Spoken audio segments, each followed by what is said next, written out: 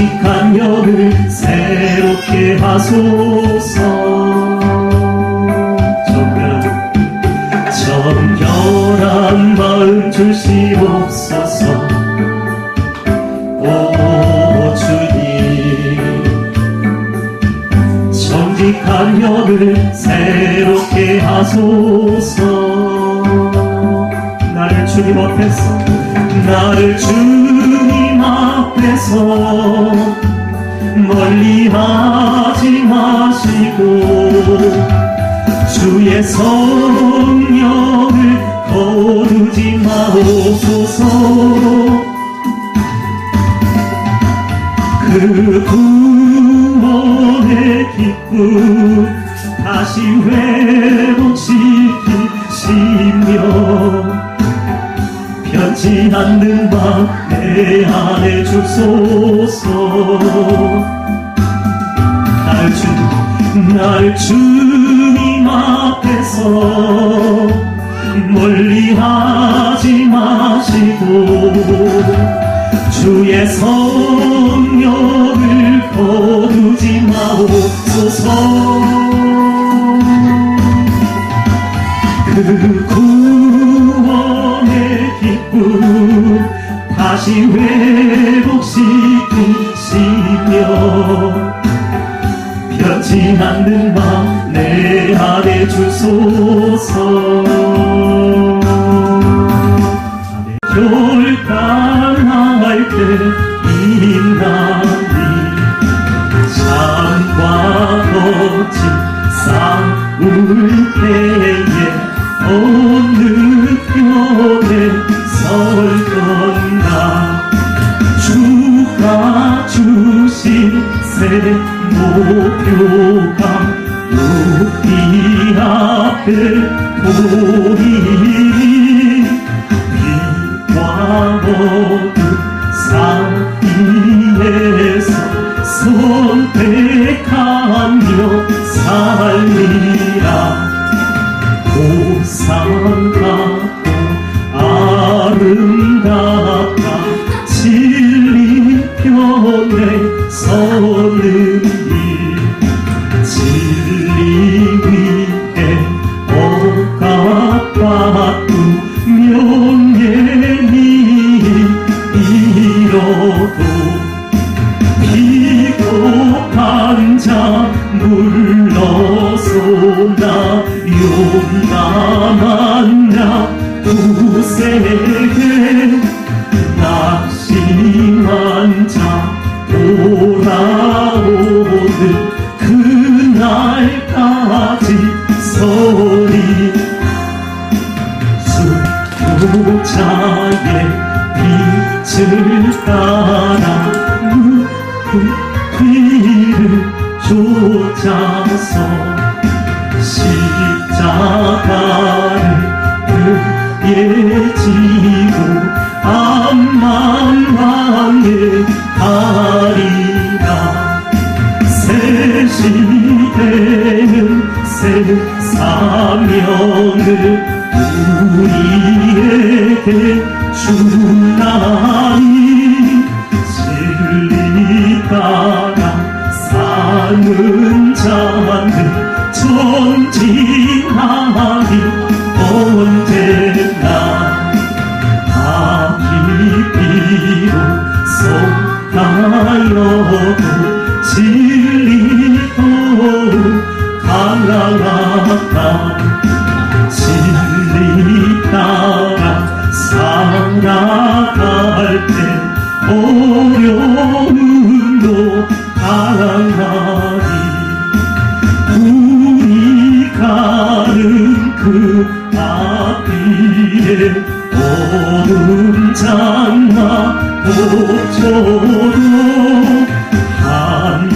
하나님이 함께 계셔 항상 지켜주시리.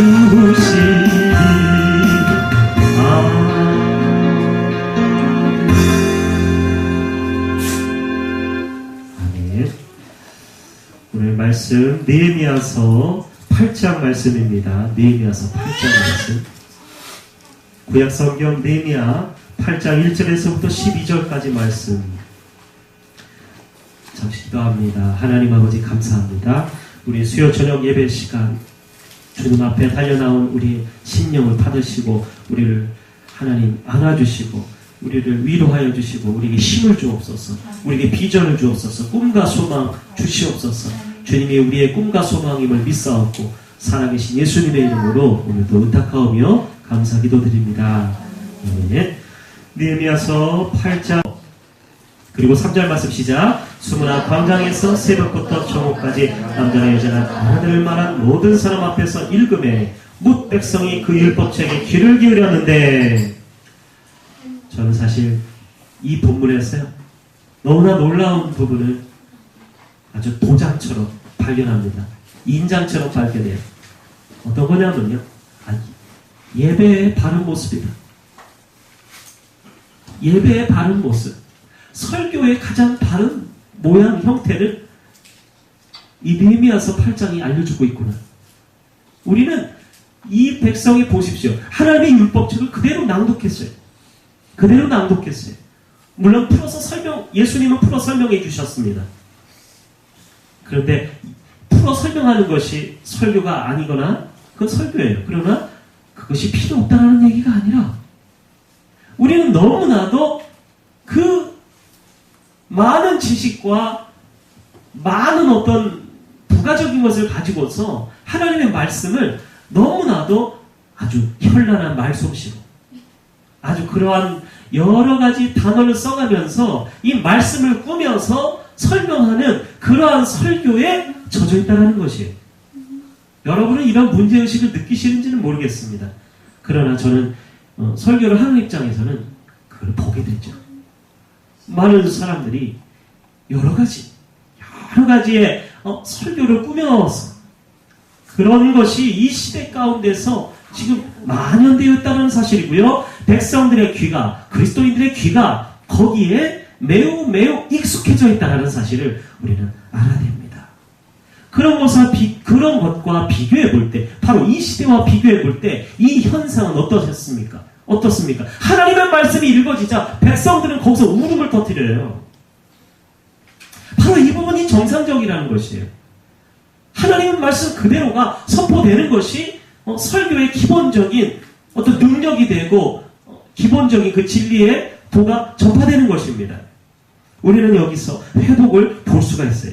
우리는 정말로 영적인 부흥의 회복은 바로 여기서부터 시작된다라는 것입니다. 의식에 깨어짐.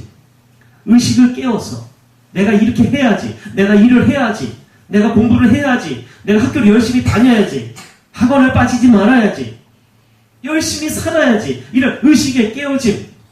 하나님 말씀에 대해서도 마찬가지입니다. 시간이 걸려요.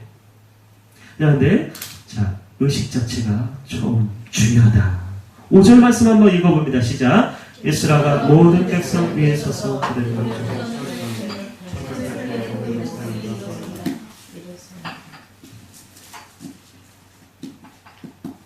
5절의 말씀은 보십시오. 4절에서 먼저 그 학사 에스라 옆에 오른쪽에 6명, 왼쪽에 7명의 인물에 오늘 읽느냐고 어려우셨죠. 이 인물들이 6, 22, 13, 13명씩이나 서 있어요. 13명씩. 6명, 7명. 하나님의 말씀을 사모하는 자, 하나님의 말씀 가운데서 늘 가까이 하려는 사람들이 이 백성을 나중에 살린다라는 것이 곧 이제 일어나요. 에스라 혼자서는 하기가 힘들어요.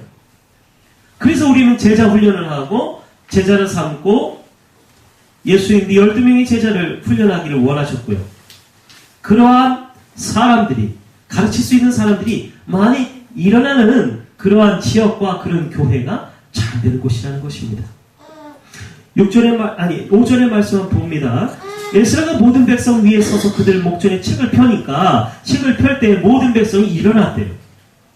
하나님의 성경 말씀을 읽을 때 요즘 교회들 가운데 이 모습이 종종 보여요. 일어나서 읽습니다. 하나님의 말씀을 일어나서 읽어요. 이건 경외심을 나타내주기도 하죠. 경외심을 나타내주기도 한다. 그런데 이 가운데서 이 뜻은 어떤 뜻을 가지고 있을까요? 이 표시는 하나님이 나의 주인이시오라는 뜻이에요.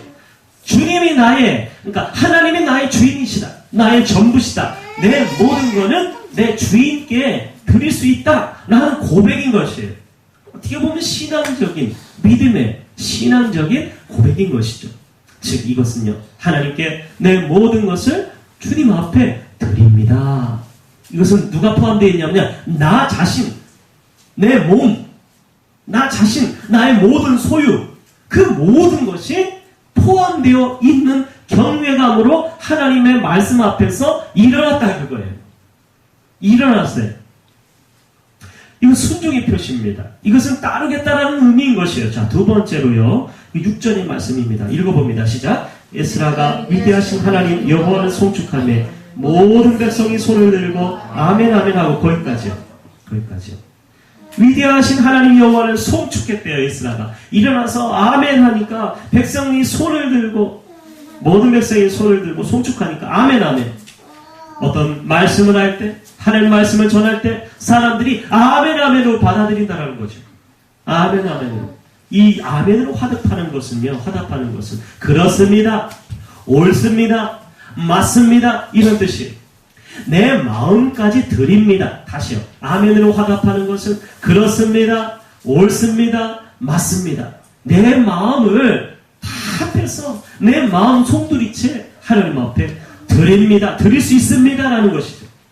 여기에는 내 마음속을 아시는 주님, 그런 뜻이 담겨 있어요. 내 마음속을 아시는 주님. 이게 뭡니까 이게? 바로 주님과의 나와의 관계에 대한 친밀감이에요. 아멘하는 것은 아무나 아멘하지 못해요. 아무나 아멘할 수는 없어요. 아무나 아멘해서도 안 돼요. 그래서 이것은 주님의 말씀으로 알아듣고 주님의 말씀에 대한 내가 화답으로서 이것은 아멘, 아멘, 아멘 하는 친밀감을 나타낸다. 내 마음속을 아시는 주님. 자, 세 번째로 응답하고 몸을 굽혀 얼굴을 땅에 대고 여호와께 경배하니라 이렇게 써 있습니다. 이것은요, 하나님 앞에서의 겸손을 의미해주고 있어요. 하나님 앞에서의 겸손. 이 모든 것 가운데서 하나님의 말씀 앞에서 일어나고 거기서 아멘을 하고 그 다음에 몸을 굽혀 땅에 대고 경배하는 것은 하나님 앞에서의 겸손함을 말해주고 있다. 참으로 감사한 것은요, 첫 번째로 그들 스스로가 이게 첫 번째 얘기예요. 감사한 첫 번째. 그들 스스로가 하나님의 말씀 듣기를 일심으로 요청하며 원했다라는 부분이에요. 이런 모습은요, 성경 어디에서도 잘 찾아보기가 힘든 부분이기 때문에 오늘 이 말씀이 복의 말씀이라는 것입니다. 여기에는 큰 의미가 담겨 있어요.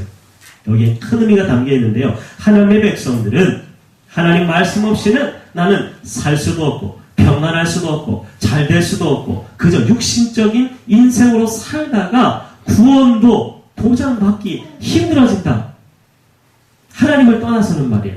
그러므로 하나님 앞에서 하나님의 사람들은 하나님의 말씀을 따라서 사는 청종하며 따라 사는 사람들이 바로 그 사람들을 그리스도인이라고 불리우기에 합당하다는 것입니다. 여기에는 뭐가 있어야 되는가 필요한 부분을 한번 생각을 해봤습니다. 여기에는 말씀에 대한 그 사모함이 있어야 됩니다. 이 사람들이요, 오래된 포로 생활 가운데 어떻게 했어요? 하나님의 말씀을 공부할 수도 없고 예배하기도 들을 수도 없고 예배하기도 힘들고 그랬다라는 것이에요. 얼마나 갈증이 나고 영적인 공허감과 갈급함들이 있었겠습니까? 마음으로는 원했어요. 우리 원래 인간이요, 예수님을 믿으면요, 내 몸은 죄를 짓고 있어도, 내 생각과 내 몸뚱이는 죄를 짓고 있어도 내 영적인 그 속에서의 외침은 주님을 원하고 있다는 것이에요. 주님을 원하고 있어요. 내 영혼을 구원하실 주님을 부르고 있다는 것이에요. 그분 앞에 구원에 대한 요청을 우리는 하고 있다는 것이에요. 말씀에 사모함이 있어야 됩니다. 그리고 청종할 수 있는 낮은 자세와 겸손한 마음이 바탕에 깔려 있어야 돼요. 참으로 감사하고 다행스러운 두 번째는요, 그들 안에 회복이 빠르게, 아주 빠르게 진행되고 있다는 점입니다. 그것은요, 성벽 공사가 50며칠 만에 그냥 완공이 됐어요. 여기에는 백성 전부가 힘을 합하여서 일심으로 했다라는 사실도 있어요. 또한 여기서 영적인 부흥운동이 이제 일어나기 시작하는데 하나님의 그 백성들 가운데서 여호와의 영이 임하고, 오늘 말씀의 중요성은 여기에 있어요. 백성들이 운집하여서 하나님의 보좌를 움직였다는 사실이에요, 여러분. 하나님께서 이 일을 미리 계획하시고 이렇게 해석하기보다는 백성들이 운집했는데 백성들이 자신의 권리나 자신들이 먹고 살 수 있는 빵을 주소서, 물을 주소서, 이런 구약 성경이 이 이전에 출애굽한 외침이 없어요. 분명히 필요했을 텐데, 분명히 거기에 물자들이 공급함들이 하나님 앞에 너무나 많은, 사실은 성벽 공사에 너무나 많은 애를 썼어요. 백성들이 가지고 있던 것 막 다 드렸어요. 이 백성들이 빵을 주소서, 물을 주소서, 고기를 주소서. 출애굽한 이스라엘하고 달라요. 신앙적인 성숙이 이 백성들 가운데서 우러나온다는 사실이에요. 그러면서 너무나 놀라운 것은 백성들이 운집해서 모여서 하나님 앞에서 말씀을 주소서 이랬다는 거예요. 학자 에스라요, 말씀을 나에게 주소서, 우리에게 주소서, 우리에게 말씀을 가르치소서 이랬다는 거예요. 하나님의 영이, 여호와의 영이 그들 가운데 임하지 않겠습니까? 여호와의 영이 그들 가운데 충만히, 성령 충만으로 말씀이 들어가니까 임할 수밖에 없는 것이에요. 그들은 급속히 빨라지게 달라지고 있어요. 빠른 회복은 바로 이렇게 이러한 원리 원칙들이 지켜질 때 일어난다는 것이. 그런데 사람들은 딴 데서 찾거든요. 성경의 그 찬양의 가사, 그 사랑은 성경에 써있네. 그 성경에 써있는 건 사랑이 담겨 있는데요. 그 찬양 가사 가운데 보면요. 근데 진리의 것도, 우리가 인생의 목적도, 우리가 잘 되는 모든 모양새도 이 성경 안에 있거든요. 하나님 말씀의 이 특별 계시라는 것이 성경은요. 이 성경 안에 있어요. 그런데 자꾸만 우리의 눈은 세상을 바라보게 되거든요. 유혹 따라하거든요. 미혹받거든요. 그렇다는 거죠. 그런데 이 사람들은 회복이 굉장히 정확하게 갔기 때문에 빠르게 일어나고 있더라. 하나님을 떠나지 않았어요. 하나님 말씀을 사모했어요. 하나님 앞에 붙어있기를 원했다는 것이에요. 이것이 얼마나, 그리고 백성을 학사 에스라와 같이 말씀을 가르칠 인물들이 레위 사람들을 통하여서 많이 있었다라는 사실이 상당히 놀라운 부분이다, 그거예요. 오늘 바로 여기 7절의 말씀. 우리 교육자가 충분히 있어야 합니다. 교회 안에 가르치는 역할을 할 수 있는 교사가 있어야 합니다. 그러나 특히 여기서는요, 장년들의 성경 공부 시킬 수 있는 그 정도의 말씀을 공부하고 말씀을 연구하고 말씀에 대한 사모함을 가지고 있는 사람들, 바로 말씀을 배운 자들이 사역자와 함께 같이 사역을 할 수 있어야 돼요. 목회자와 함께. 그런 사람들이 우리 교회 가운데 많이 일어나기를 원하는 것입니다. 우리는 그러기 위해서 성경 공부를 여러 파트로 준비해 놓은 부분이 있어요. 그 가운데서 인물들이 나와야 돼요. 가르치는 교사와 가르치는 선생님과 율법에 대해서 가르칠 수 있는 그 정도 수준의 레벨을 가진 사람들이 나와야 된다는 것입니다. 오늘 주의 성일이니 근심하지 말고 기뻐하라라고 했습니다. 9절 말씀 읽어봅니다. 9절 말씀 다 같이 시작. 백성이 율법의 말씀을 듣고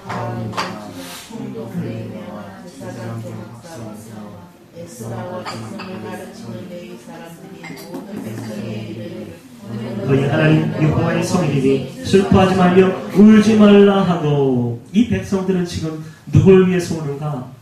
백성들은요, 자신을 위해 울었다는 것이.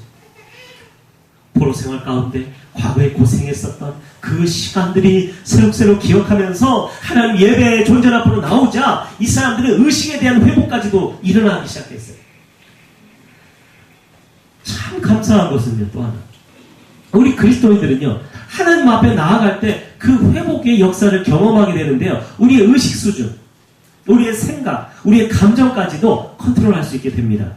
그리고요, 온전히 정상적으로 돌아오게 된다는 사실이에요.